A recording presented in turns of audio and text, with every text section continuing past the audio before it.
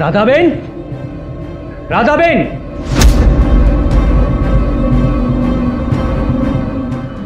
અરે મોખી બાપા, આટલા બધા ગુસ્સામાં કાશો? શું થયું છે? ક્યાં છે તમારો ભાઈ મોહન?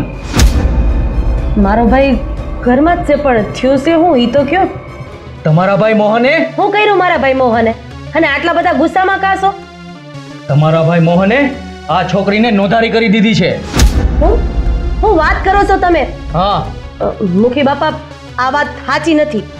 તો બોલાવો તમારા ભાઈ મોહનને. તમારા ભાઈ મોહને આ છોકરીના બાપા એટલે કે કરશન પટેલને ધમકી મારી એની સાથે ઝઘડો કર્યો છે.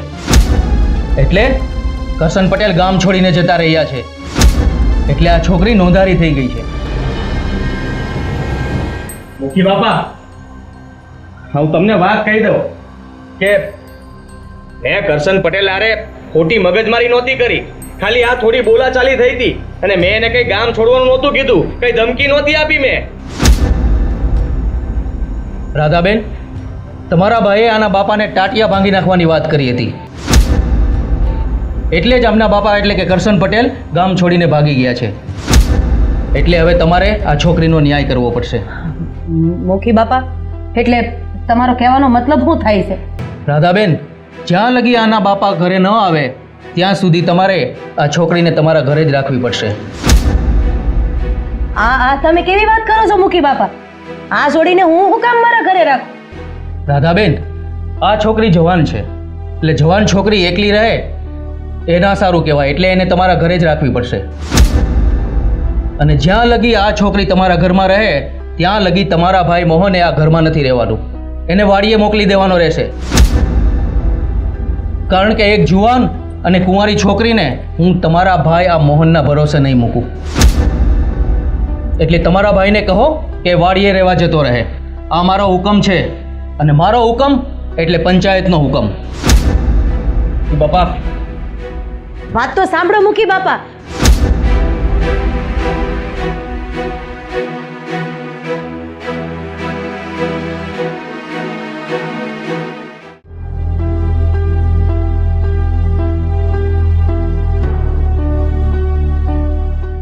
બેન, હું વાડીએ રહેવા જાઉં છું. તું સાચું વાડીએ રહેવા જાશો? હા, તો હું કરું? આ મુખી બાપાનો હુકમ છે તો માનવો તો પડશે ને. હા બધું ઓલી ભમરાડીના લીધે થયું છે. અરે ખબર નહીં કયા ભવનું વેર લેવા આવી છે. હા, એક તો એનો બાપ માથે પડ્યો હતો ને બાકી હતું તો આ એક સેઢા હાટું થઈને સમજતો નહોતો, અને એટલે જ મારે એને આ બધું કહેવું પડ્યું હતું. તો ઘર છોડીને ભાગી ગયો અને આને અહીંયા. ભાઈ, તું ચિંતા નહીં કરતો. હું 2 દી પછી જઈશ મુખી પાસે અને આ વાતનું નિરાકરણ લાવીશ અને આ બલાને ઘરની બહાર કાઢીશ. હા બેન, હા ઝટ કંઈક કરવું જોઈએ. અમને આમ હું વાડીએ કેટલાક દી રહી. સારું બેન, હા તમે બપોરે અને રાતે ભાત મોકલતા રહેજો. ભાઈ, તું તારું ધ્યાન રાખજો, સંભાળીને રહેજે.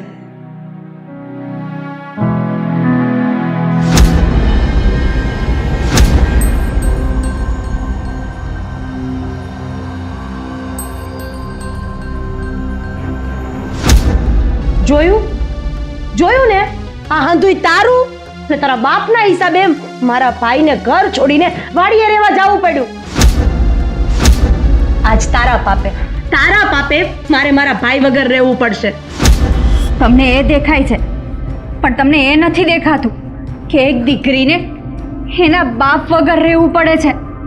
હા, તમારા ભાઈના પાપે મારા બાપુને આ ગામ છોડીને જવું પડ્યું. હે કેમ નથી દેખાતું તમને? હા ભળાઈ, હા ઘરમાં રહેવું હોય ને તો જીબડી મોઢામાં રાખીને જ રહેવું પડે. હા,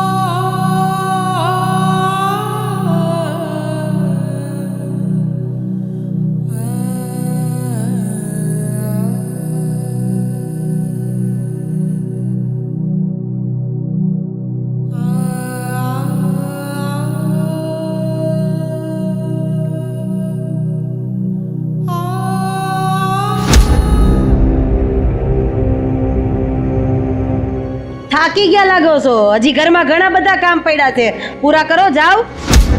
આયા કઈ તમારા બાપા થાપણ નથી મૂકી ગયા કે મફતના રોટલા તોડશો અને અમારે હાલ છે? હો, મને આમ સંભળાવો નહીં. હું હંધાઈ કામ કરું છું અને અડધા કામ તો મેં કરી નાખ્યા છે. અચ્છા, તો રસોઈ થઈ ગઈ હશે ને? હે, આ મારે ભાતું લઈ જવાનું છે વાડીએ, ઈ તૈયાર કરી નાખ્યું હશે ને?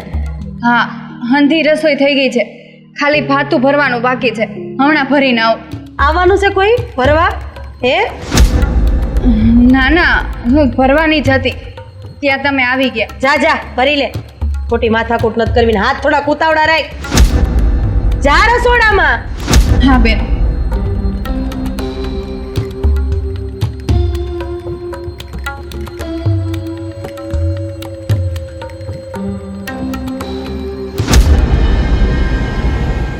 આજે તો હું તને વાડી બતાવી દઉં છું.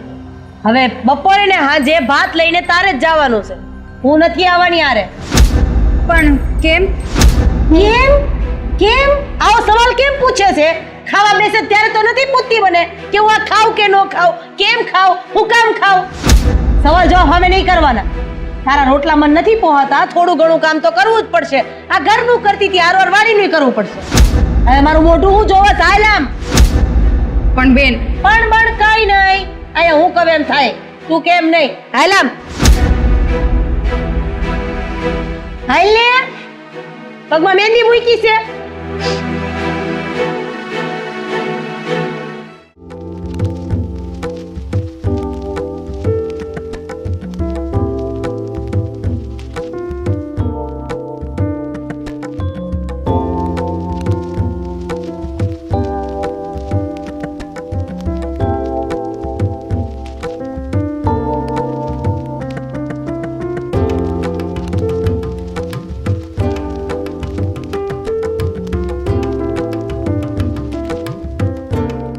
પહેલા હું તારે હાટું ભાત લાવી છું. હાલ.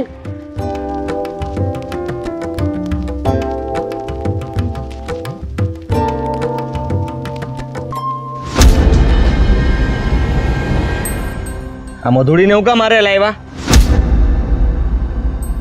એને વાડી બતાવવા લઈ આવીશ અને હવે દરરોજ તને ભાત દેવા જ આવશે. આમે ઘરમાં બેઠી બેઠી મફતના રોટલા તોડે છે. ઘરના કામ તો કરશે જ, હારે હારે વાડીનું કામય કરશે. કેટલાક દિવસ એને એમને એમ રોટલા દઈશ. એના બાપાના તો કઈ ઠેકાણા નથી કે ક્યારે આવશે. એટલે હવે એ વાડીનું કામય કરશે. હવે અહીંયા ઊભી ઊભી જોશો હું? ઉપલા પડામાં જા અને ખડવાઈ નીંદવાનું ચાલુ કરી. જા. પોતાનું માનીને કરજો જરાક. બેન, તમે આ મુખી બાપાના ઘરે ક્યારે જાઓ અને ક્યારે એને વાત કરશો કે હવે હું ઘરે ક્યારે પાછો આવી શકું? હવે હું થાકી ગયો છું અહીંયા. જવાની જ છું. મુખીને મળવા જવું જ પડશે. અને હવે એને કેવું છે કે આ તમારું હપેતરું લઈ જાઓ એટલે અમે નવરા થાય. પણ બેન,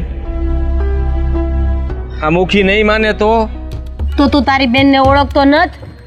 એવો ત્રાસ આપીશ ને, એવો ત્રાસ આપીશ ને કે એની હાથે જ ઘર છોડીને વહી જાય. બેન, આ તો ભારે થયા. આવું ક્યારેય વિચાર્યું નહોતું કે આવા દિવસો આવશે.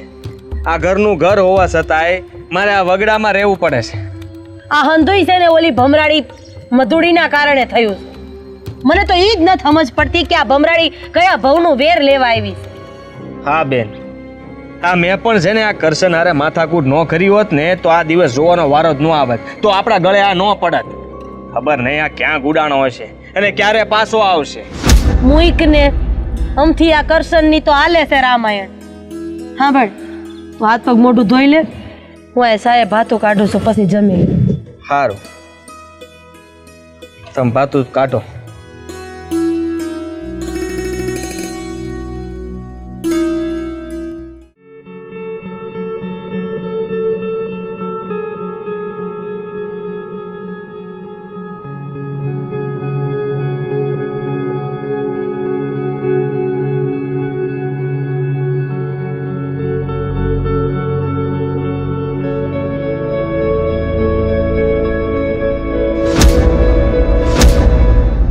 જય શ્રી કૃષ્ણ નટવરભાઈ.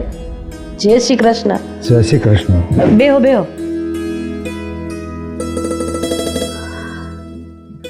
અંદર ઘણું કામ બાકી છે, એ પતાવી દો. કેમ આમ અચાનક ભૂલા પડ્યા? કઈ કામ હતું કે? રાધાબેન, આ છોડી કોણ છે? ઓળખાણ ન પડી. એ તો અમારા ઓળખીતાની છોકરી છે. થોડાક દી રેવા એવી છે અહીંયા.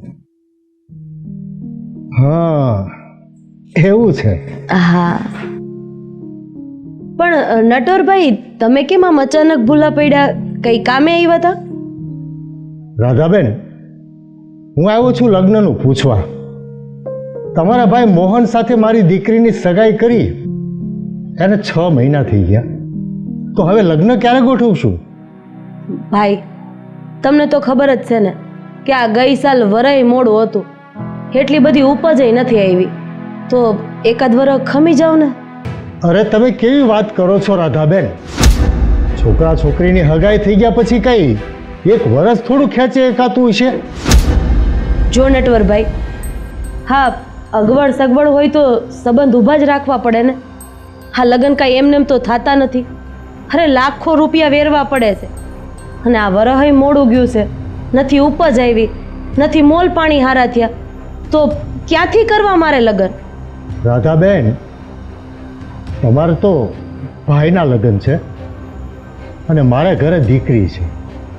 તમને તો ખબર છે ને કે હક પછી દીકરીને વધારે સમય ઘરે ન રખાય.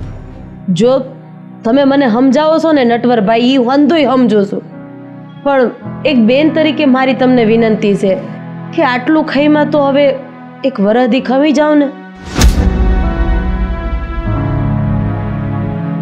ઠીક છે રાધાબેન, તમે બહુ વિનંતી કરો છો ને, તો હું તમને થોડોક સમય આપું, થોડોક સમય ખમી જાઉં. પણ તમે કહો છો એમ 1 વર્ષ નહીં, 6 મહિના પછી તમારા લગ્ન લેવા પડશે. કઈ વાંધો નહીં. મધુ, આ વેવાય એવા છે તો 2 અડાડી ચા મૂકજે. નહીં નહીં રાધાબેન, ચા નથી પીવી. પણ કઈ હા વામનામ થોડું ભયું જવાય. પછી ક્યારેક હું રજા લઉં છું. જય શ્રી કૃષ્ણ. જય શ્રી કૃષ્ણ.